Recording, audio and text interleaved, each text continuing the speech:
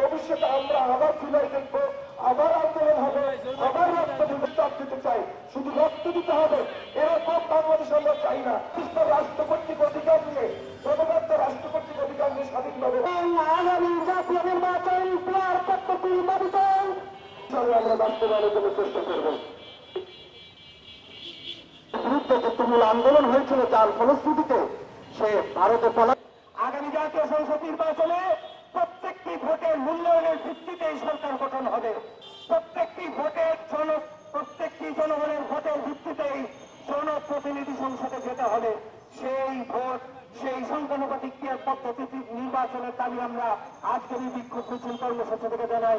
একই সাথে যে ইন্টারিম, যে অন্তর্বর্তীকালীন সরকার বিচার ত্বরান্বিত না করে, বিচার প্রায় এক পতন হতে চলল, সন্ত্রাসীদের বিচার না করার কারণে আবার সন্ত্রাসীরা মাথা চারা দেওয়ার সাহস পেয়েছে।